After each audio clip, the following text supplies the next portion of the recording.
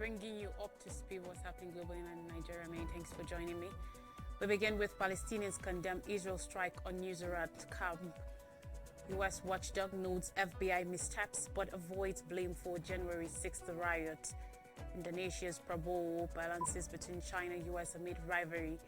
Trump invites China's Xi Jinping to his inauguration, and Venezuela frees over 100 prisoners after contested poll.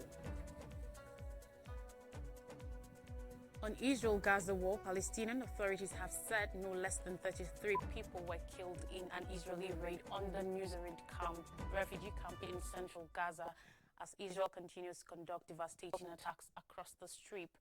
On Thursday, the government's media office in Gaza called the attack a barbaric and heinous massacre, noting that most of those killed hailed from the al-Sheikh Ali family. According to reports, medics said Israeli fire struck a postal office in Nuseirat, sheltering displaced Palestinian families as well as nearby houses. In Gaza, it is not unusual for aerial attacks to kill numerous members of the same family as Israel's war continues into a second year. According to a report from Gaza, as of October 2024, the one-year anniversary of the war, Israeli strikes had entirely wiped out at least 902 entire families in the Strip. Throughout the war, facilities and buildings sheltering displaced families have been attacked by Israeli forces, who often claim with little evidence that they are being used as operation centers for the Palestinian armed group Hamas. Health facilities, journalists and humanitarian workers have also been reportedly being persistently aimed by Israeli forces since the fighting began in October 2023, when Hamas launched a deadly attack on southern Israel that killed about 1,100 people, most of them civilians. In the time since, Israeli attacks have killed over 44,800 Palestinians in Gaza, more than half of them women and children. On Thursday, the watchdog group Airways, which assessed civilian harm from airstrikes, released a report stating that Israel's campaign in Gaza was by far the most intense, destructive and fatal conflict for civilians that it had ever recorded. The report found that during the first month of the war, the number of civilians killed by Israeli strikes in Gaza was almost 4 times higher than the death toll of any conflict Airways has documented since it was established in 2014 over a comparable time period. Experts and rights groups also say the Gaza death toll is likely a vast undercount, with thousands more buried beneath mountains of rubble and Strip's health services struggling to maintain operations. Thursday's attack on Nuseirat hit a huge residential area in one of the Gaza's 8 historic refugee camps established in 1948 after the forced expulsion of Palestinians from nearby areas, often called the Nakba or catastrophe. The United States Department of Justice has issued a report into the intelligence collected in the lead-up to the 2021 attack on the U.S. Capitol and whether the evidence was appropriately handled to prevent the violence. Thursday's 88-page report issued by the Office of Inspector General Michael Horowitz zoomed in on the work of the Federal Bureau of Investigation, FBI, one of the U.S.'s foremost domestic intelligence agencies. It settled that the FBI have behaved effectively ahead of the attack on January 6, 2021, which sought to interrupt the certification of the 2020 election. The Inspector General's office explained that despite playing only a supporting role in preparing for and responding to the events of January 6th, the FBI recognized the potential for violence and took significant and appropriate steps to prepare for this supporting role. But he added the FBI could have gone further to identify intelligence about potential threats, including by canvassing its field of offices for materials, as it does before major events like the Super Bowl. However, the FBI has long come under scrutiny for its actions in the lead-up to the January 6th attack, and the agency's future is now in question as its long-term director, Christopher Wray, prepares to step down after over 7 years at the helm. Incoming President Donald Trump has long taken an adversarial approach to the Bureau, which he has described as part of a deep state system designed to undercut his authority. His nominee to lead the FBI, former prosecutor Kash Patel, has floated shuttering the agency's headquarters in Washington, D.C. and significantly decreasing its operations. The report centers on the events of January 6 when Trump, the outgoing president at the time, held a rally near the White House calling on supporters to stop the steal of the 2020 poll. He claimed falsely that his defeat in the 2020 race was the result of widespread voter fraud. In the hours afterwards, pro-Trump protesters moved from the ellipse around Park south of the White House to the U.S. Capitol, where members of Congress inside were certifying the election results. Rioters assaulted law enforcement officers and broke into the Capitol building, some chanting slogans like "Hang Mike Pence," Trump's then vice president. Congress members were evacuated and one protester was shot and killed as she tried to enter a room through a broken window. Meanwhile, Prabowo Subianto was sworn in as Indonesia's 8th president in October. A quick question was what the appointment of the once feared ex-Special Forces general will mean for regional security during his 5-year term in office. Analysts said, according to reports, that Prabowo's approach to foreign policy would differ majorly from his predecessor, ex-president Joko Widodo, better known as Jokowi, whose term in office was focused more on attracting foreign investment to Indonesia and building export markets than on defense spending and international affairs. As competition rises between China and the United States in the Asia-Pacific region, just how far the 73-year-old President Prabowo will take Indonesia in a new foreign policy direction remains to be seen. Natalie Sambi, an Indonesian expert and executive director of Verve Research, said, unlike Jokowi, who largely delegated foreign affairs and security matters, Prabowo, through his defense minister, would drive more opportunities with the Pentagon. While it raised some eyebrows at the time, Prabowo's early choice of state visits upon securing Indonesia's presidency gave way. Little of his strategic thinking for Indonesia's place in a region of speedily evolving military competition. He visited Australia in August and Russia in September as Indonesia's president-elect. That was followed by a visit to China in November when he was elected president. Shortly after, he visited Washington, D.C., where he met with U.S. President Joe Biden, capping the visit with a phone call to the U.S.'s president-elect, Donald Trump. Prabowo visited the United Kingdom in late November and met with British Prime Minister Keir Starmer and King Charles. In the United States, Donald Trump, United States President-elect, has invited his Chinese counterpart, Xi Jinping, to attend his inauguration ceremony in January, despite his historic hawkish rhetoric and tariff threats. Trump's incoming press secretary, Caroline Leavitt, on Thursday confirmed reports of the invitation. She framed the invitation as an effort to boost relations between the two countries, long seen as rivals. Experts said it will be unprecedented for a Chinese leader to attend a U.S. presidential inauguration, given the frosty relations that have persisted between the two countries for decades. Scott Kennedy, a China specialist at Washington's Center for Strategic and International Studies, said, according to reports, that this is diplomatic theater, nothing more. Other heads of state, let alone Xi Jinping, haven't attended U.S. presidential inaugurations. Experts say Xi is unlikely to accept the invitation. When asked at a briefing about Trump's invitation, Chinese Foreign Ministry spokesperson Mao Ning responded, and I quote, "I have nothing to share at the present." But the symbolism behind his appearance at Trump's second inauguration would likely be fraught. Daniel Rizal, Vice President for International Security and Diplomacy at the Asia Society Policy Institute, said Xi's attendance, if he accepts, could be construed as the Chinese president celebrating the triumph of a foreign leader. Xi and Trump have also butted heads in the past. During Trump's first term from 2017 to 2021, he initiated a trade war with China that saw the two countries impose tariffs on each other's imports. The United Nations Trade and Development Organization in 2019 issued a report warning that a trade war was economically hurting both countries. Experts have also warned that the cost of tariffs is often offset onto consumers. Trump also exchanged a war of words with Xi's government during the COVID-19 pandemic, which he called the China virus. He demanded China to be held accountable for its spread. China, for its part, condemned Trump's accusations as baseless and called his rhetoric as stigmatizing. Now, following the country's contested July election, which the opposition accused Maduro of stealing, the government of Venezuelan President Nicolas Maduro has freed 103 people imprisoned. On Thursday, in a written statement, the Citizen Security Service, headed by Minister Diosdado Cabello, announced the prisoner release. It explained that Maduro had instructed the government to review all the cases concerning acts of violence and crimes committed in the framework of the election. The 103 prisoners were released during a 72-hour period from Tuesday through Thursday. The service explained that their release came in addition to precautionary measures granted to other detainees on November 26th. Those precautionary measures also permitted 225 prisoners to be released, but needed them to appear before a court once every 30 days, according to the Attorney General's office.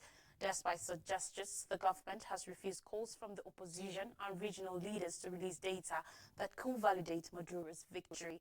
In the hours after the July 28th election, the Venezuelan Electoral Authority declared Maduro the winner of a third term, despite pre-election polling that showed him trailing opposition leader Edmundo Gonzalez by a seemingly unsurmountable margin.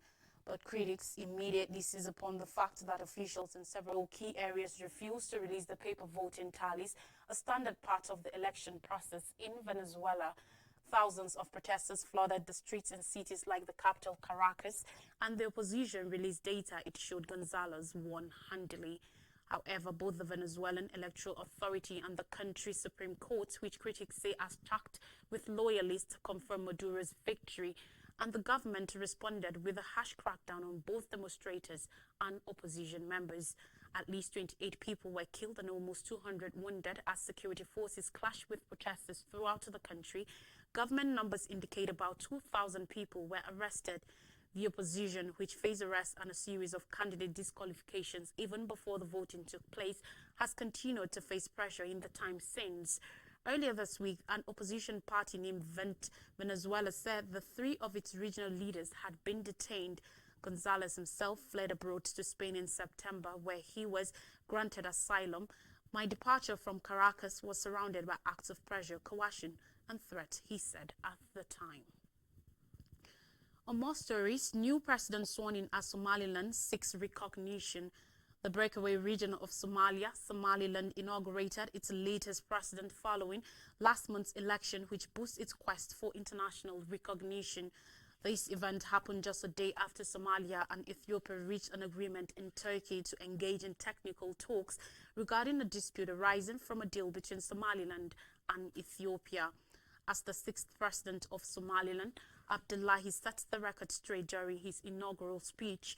Abdurrahman Mohamed Abdullahi, the president of Somaliland, stated that my new government's first job is to renew its relations with the rest of the world in order for us to be able to create a new Somaliland that will help the security of the entire region, including the Red Sea. Abdullahi, 69, from the opposition Wadani party, won more than 50% of the votes in the presidential election held on November 13th, defeating Behi, who was aiming for a second term after 7 years in office.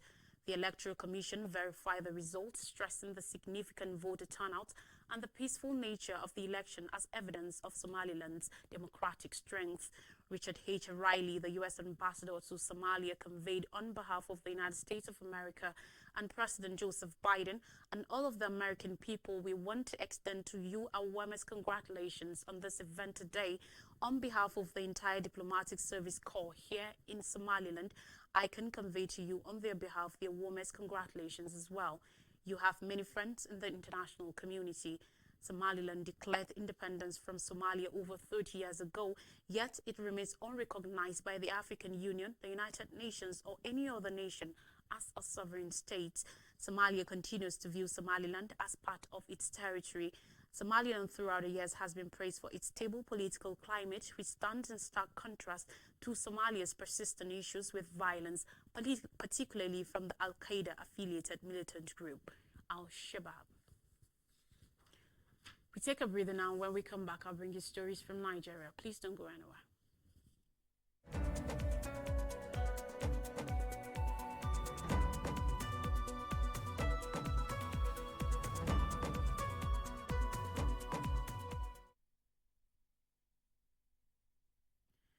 Welcome back and thanks for staying with us. We continue the stories from Nigeria, and we begin with 36 governors finally back state police to tackle insecurity. There are strong signs that the formation of state police to tackle issues of insecurity in the country may soon come to fruition as majority of state governors endorsed the policy on Thursday at the National Economic Council NEC meeting. The only setback recorded while NEC members met on Thursday at the presidential villa in Abuja was the failure of the Federal Capital Territory Administration, which is underway some week, to submit its recommendations.